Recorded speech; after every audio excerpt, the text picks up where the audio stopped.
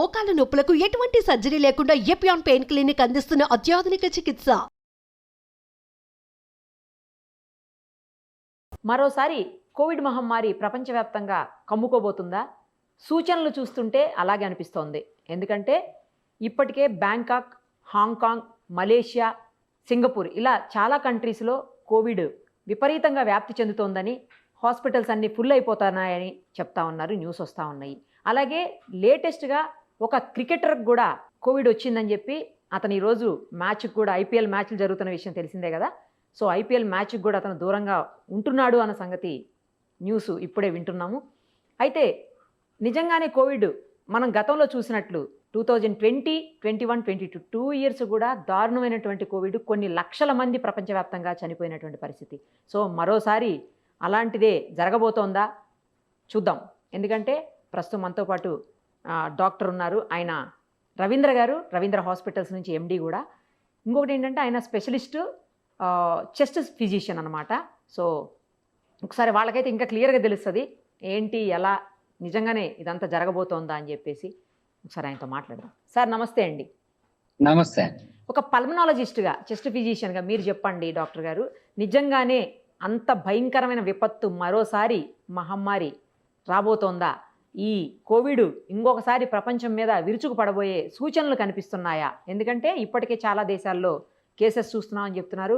లేటెస్ట్గా క్రికెటర్కి కూడా అటాక్ అయిందని వింటున్నాము. సో మీరేం చెప్తారు డాక్టర్ గారు? అంటే మనం అంతగా భయపడాల్సినంత అవసరం లేదండి. ఎప్పుడైనా కానీ పాండమిక్ అనేది వచ్చినాక కొన్ని సంవత్సరాల పాటు ఒక సీజన్లో వాతావరణ పరిస్థితులు అనుకూలంగా ఉన్నప్పుడు అది ఎపిడమిక్ గా కొన్ని సీజన్లు, కొన్ని ఏరియాస్ లో వచ్చిపోతా ఉంటుంది. ఓకే.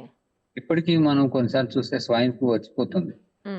సో కొన్ని సీజన్లో మ్యాటింగ్ అయ్యి అవి ఎక్కువ కేసులు వస్తాయి. అలాగా ఇప్పుడు చూసుకుంటే సింగపూర్, హాంకాంగ్ లో దాదాపుగా 30% హాస్పిటల్ అడ్మిషన్స్ ఇంక్రీజ్ అయ్యాయి. 28% పేషెంట్స్ పాజిటివ్ రావటం అవి అవుతుంది చూశారు. సో అందువల్ల అడ్మిషన్స్ ఎక్కువ అవుతున్నందువల్ల ఫ్యూ డెత్స్ ఎప్పుడైనా ఉంటాయి.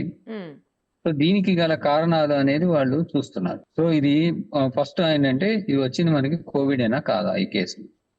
దాదాపు 4 సిటీల్లో నోటిఫై అయిన ఈ రేజ్ ఎక్కువగా ఉన్న ఈ కేసులు దాదాపుగా కోవిడ్ ఒమిక్రాన్ JN1 వేరియంట్ లోనే కొంత సబ్ వేరియంట్ రావడం వలన వచ్చింది అని. అవి ఆల్రెడీ పాత ఉన్న వాటిలోనే వచ్చింది.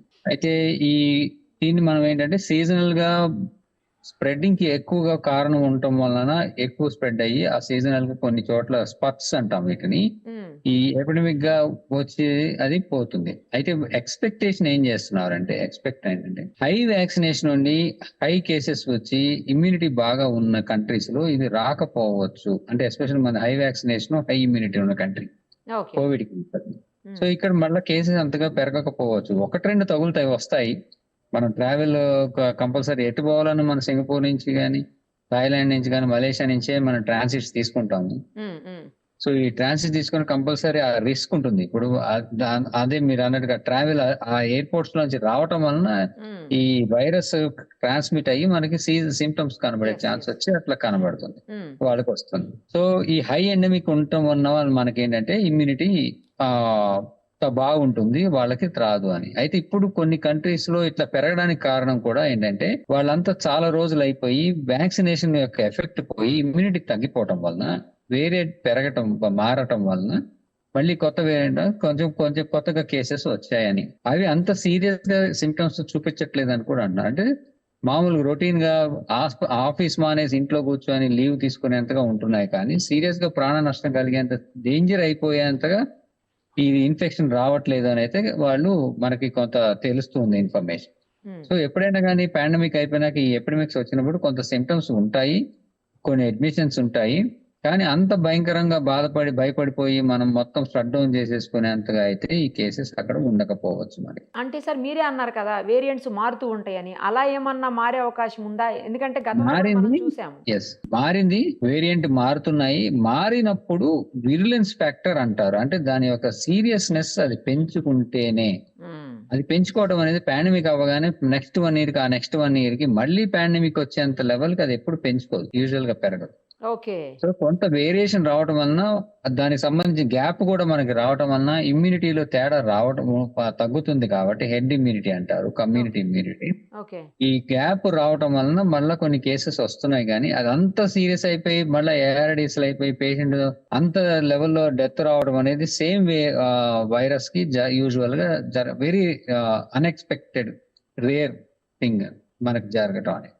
సో మనం అంత బాగా కొన్ని కేసులు అయితే ఉంటే జాగ్రత్త ఉండాలి, ట్రాన్స్మిషన్ జరగకుండా కొంత మనం అయితే చర్యలు తీసుకోవాల్సిన అవసరం ఉంటుంది. కానీ ఇప్పటికీ మన ఇండియన్ గవర్నమెంట్ నుంచి మాత్రం అలర్ట్ అయితే ఇంకా వచ్చినట్లేదు. మనకు కూడా కేసెస్ కనబడుతున్నట్టుగా కూడా ఎక్కడ నోటిఫై అవ్వలేదు ఓకే. ఇండియా. ఓకే. అంటే గతంలో కూడా ఫస్ట్ మన దగ్గర రాలేదు కదా సార్, వేరే దగ్గర నుంచే మన కంట్రీకి వచ్చింది కదా అప్పుడు కూడా. అంటే ఇప్పుడు ఇది మలేషియా, హాంకాంగ్ ఏదైతే ఉందో హాంకాంగ్ అండ్ సింగపూర్వి ఇప్పుడు ఈ నెల పెరిగిన కేసెస్, కానీ బిఫోర్ లాస్ట్ మంత్ కేసెస్ అయితే నోటిఫై అవటం వస్తున్నాయి ఓకే. వాళ్ళకి. February, March, April, May. So as the 3-4 months అయ్యే కొద్ది కేసెస్, బట్ ఇప్పుడు సడన్ గా స్పట్ ఎక్కువైనాయి. They are seeing the cases and ఇప్పుడు స్పట్ ఎక్కువైపోయి 30% అయ్యి అడ్మిషన్స్ 30% సర్జ్ అయినాయి. It is not that admissions zero కాదు, ఆల్రెడీ ఉన్న అడ్మిషన్స్ కి ఇప్పుడు సడన్ గా 30% సర్జ్ అయ్యి ఎక్కువయ్యాయి. సో వాళ్ళు ఆల్రెడీ కేసెస్ చూస్తున్నారు, దాంట్లో ఎక్కువయ్యాయి. దీనికి కారణం ఏంటంటే ఒకటి ఇమ్యూనిటీ తగ్గిపోవడం, వాళ్ళకి వ్యాక్సినేషన్ షెడ్యూల్ గ్యాప్ అంటే ఆపేసుకొని గ్యాప్ పెరగటం, 3 వేరియంట్ పెరగటం, 4వది వాతావరణ పరిస్థితులు అనుకూలంగా ఉండటం ఈ వైరస్ స్ప్రెడ్ అవ్వడానికి. సీజన్ లో ఎపిడమిక్స్ వస్తాయి కదా అట్లా. ఇవన్నీ 3-4 కారణాల వలన మనకి మళ్ళా కేసులు కనబడుతున్నాయండి. ఇదే ఫినామినా వేరే కంట్రీలో కూడా కనబడచ్చు, కానీ ఇది పాండమిక్ అయ్యి ప్రాణహాని అయ్యేంత అవ్వకపోవచ్చు. కానీ హాస్పిటలైజేషన్ అయితే జరుగుతోంది కాబట్టి మళ్ళీ అలాంటిదే ఇక్కడ కూడా వస్తే మాస్క్లు వేసుకోవటం అట్లాంటిది ఏమన్నా ఉంటుంది. ఎందుకంటే ట్రావెల్ అనేది మనం ఆపలేము, గతంలో కూడా చూసాము, ఇప్పుడు కూడా అదే జరుగుతోంది. ట్రావెల్ వల్లనే జరుగుతోంది ఇదంతా కూడా. ఇప్పుడు నేను ఇందాక చెప్పినట్టు ఒక క్రికెటర్ కూడా వాళ్ళ సొంత కంట్రీకి వెళ్ళి తిరిగి ఇండియాకి రీచ్ అయినప్పుడు మాత్రమే అతనికి కూడా ఐడెంటిఫై చేశారు. అలాగే కేసెస్ మనకి ఎవరైనా వచ్చినప్పుడు అవి మనకి అట్లా ఎంటర్ అవుతాయి మన కంట్రీలోకి ఈ ట్రావెల్ వలన. అలా ఎంటర్ అయినప్పుడే స్ప్రెడ్ అయితే మనకి కూడా కేసెస్ పెరుగుతాయి. ఈ పెరగటం అనేది ఒమిక్రాన్ వేరియంట్ అనేది మన ఇమ్యూనిటీలో మన ప్రజల యొక్క ఇమ్యూనిటీ ఎంత ఉంది, దానికి అది ఎంత ప్రభావితం చూపిస్తుంది అనే మీద డిపెండ్. అంటే మన కంట్రీకి వేరియేషన్ గ్యారంటీగా ఉంటుంది. సో మనకి గనక ఇమ్యూనిటీ గనక గట్టిగా ఉండుంటే మనకి అసలు రాకపోవచ్చు కూడా కేసెస్. అంటే ఇప్పుడు మనకి కొంతమంది వచ్చారు బయట నుంచి, వాళ్ళకి తగిలి ఉందని కన్ఫర్మ్ అయింది, వాళ్ళని ఐసోలేషన్ పెట్టారు. వాళ్ళు మనకి కనుక్కునే లోపల ఎంతమందికి స్ప్రెడ్ చేసినా కానీ అది మనకి ఇమ్యూనిటీ బాగుంది అనుకోండి, అది రాకపోవచ్చు. సో అట్లా మన కంట్రీ ఎస్కేప్ అవ్వచ్చు, లేదా కొన్ని కేసెస్ ఇమ్యూనిటీ బట్టి కొన్ని కేసెస్ నోటిఫై అవ్వచ్చు. అందులో మోర్టాలిటీ అనేది 0.5%, 0.1% కొంత ఉంటుంది. సో దాన్ని బట్టి అంతగా భయపడాల్సిన అవసరం అయితే ఈ పాండమిక్ తర్వాత వచ్చే ఎపిడమిక్స్ కి మనం అంతగా భయపడాల్సిన అవసరం ఉండదు. ఎందుకంటే ఆల్రెడీ ఒక లైఫ్ టైంలో ఎప్పుడో ఒకరు పాండమిక్స్ చూస్తాం, కానీ మనం ఒక లైఫ్ టైంలో ఈ గత ఒక 10 years స్పాన్ లోనే 2 పాండమిక్స్ చూసాం మనం, swine flu and now Covid. So 2 వచ్చి వెళ్ళిపోయాయి, మళ్ళీ చిన్న చిన్నగా పీక్స్ వస్తాయి, తర్వాత అలా తగ్గిపోతాయి. సో అదే ట్రెండ్ ఎప్పుడైనా ఫాలో అవుతాయి. ఓకే. కానీ ఇప్పుడు అంటే ఏదైనా ఎయిర్పోర్ట్స్కి వెళ్ళినప్పుడు లేదంటే వేరే కంట్రీస్ని మనం విజిట్ చేసినప్పుడు మాస్క్ వేసుకోవటం బెటర్ అంటారా? మీరు సజెస్ట్ చేస్తారా మాస్క్ని? హ్యాండ్ శానిటైజేషన్, మాస్క్ వేసుకోవటము, డిస్టెన్స్ మెయింటైన్ చేయటం, ఇంటర్పర్సనల్ డిస్టెన్స్ మెయింటైన్ చేయటము, ఎవరైనా సిక్కుగా కనబడితే వాళ్ళకి దూరంగా ఉండటము, ఈ ఫోమైట్స్ అలాంటి వాటికి మనం జాగ్రత్తగా మెయింటైన్ చేయడంలో జాగ్రత్తగా ఉంటుంది. ఇవన్నీ కంపల్సరీ ఫాలో అవ్వాల్సినదే ఎవరికైనా, ఎస్పెషల్లీ ఈ సీజన్, ప్రతి season loan any virus can attacks and spread అవుతుంది కాబట్టి ఇవి కంపల్సరీ ఫాలో అవ్వాలి. ట్రావెల్ అడ్వైజరీ కంపల్సరీ ఫాలో అవ్వాలి, మనం కూడా స్ప్రెడ్ చేయకుండా మనకి రాకుండా. సార్ జనరల్ గా ఇది వింటర్ సీజన్ లో స్ప్రెడ్ అవుతాయి అంటారు అన్ని, ఇదేంటో విచిత్రంగా. లాస్ట్ అప్పుడు కూడా అంతే, ఫస్ట్ కోవిడ్ అప్పుడు కూడా మనకి మార్చి మంత్లోనే స్టార్ట్ అయింది, 21st ఏమో లాక్డౌన్ కూడా పడింది అప్పట్లో. సో ఎప్పుడు సమ్మర్లోనే ఎందుకు అవుతుంది ఇది? అంటే ఇది మనం సమ్మర్ అనుకుంటున్నాం, కానీ యాక్చువల్ గా అవి స్టార్ట్ అయ్యేది ఎప్పుడంటే స్ప్రింగ్ సీజన్ లో స్టార్ట్ అవుతాయి.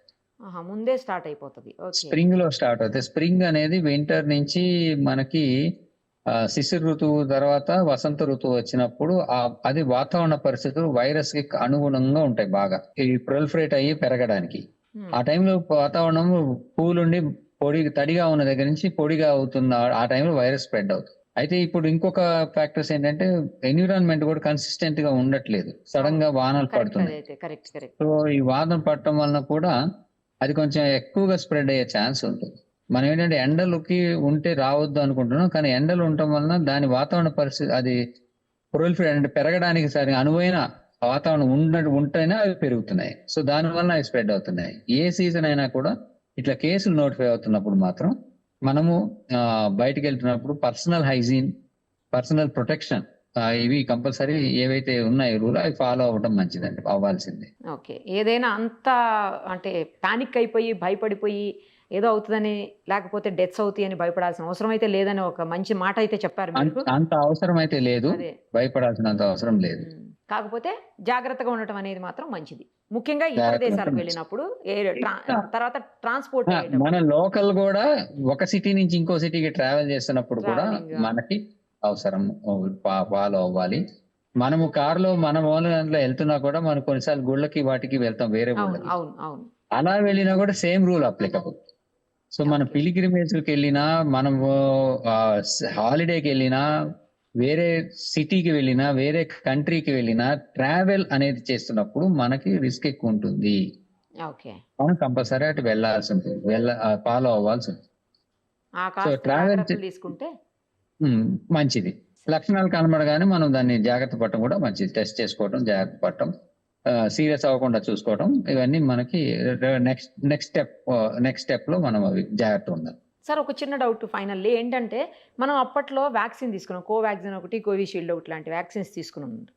ఆ వ్యాక్సిన్స్కి అంటే ఇదేమన్నా ఎఫెక్ట్ అయ్యే అవకాశం ఉంటుందంటే, ఆ వ్యాక్సిన్స్ తీసుకున్న వాళ్ళకి రాదు అని ఏమన్నా చెప్పగలుగుతామా? ఒమిక్రాన్ ఏదైతే వేరియంట్ చెప్తున్నారో మీరు కోవిడ్ అది అది వ్యాక్సిన్ తీసుకున్న వాళ్ళకి కంపల్సరీ ఇమ్యూనిటీ బతుకుంటే రాదు. సో ఇమ్యూనిటీ అనేది 6 months కి 1 year కి వేన్ ఆఫ్ అయిపోతుంది. ఇమ్యూనిటీ ఈ వైరల్స్ వాటికి ఎక్కువ ఉండదు. 1 year దాటితే దాని ఎఫెక్ట్ ఉండదు, తగ్గిపోతుంది. కొంతమందిలోనే ఉంటుంది. అంటే 1000 మందికి ఇచ్చామంటే ఒక 900 మందికి వ్యాక్సిన్ ఎఫెక్ట్ వెళ్ళిపోతుంది.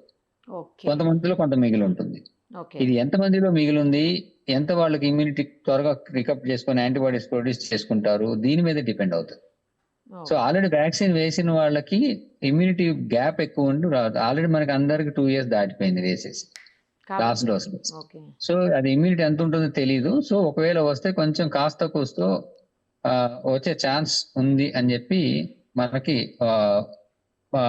అనుకోవాలి మనం. అందుకని జాగ్రత్తలు తీసుకుంటేనే మంచిది. Thank you sir, thank you so much. Thank you. Suman టీవీలో మీ పర్సనల్ అండ్ బిజినెస్ ప్రమోషన్స్ కోసం కింది నెంబర్కి కాంటాక్ట్ చేయండి.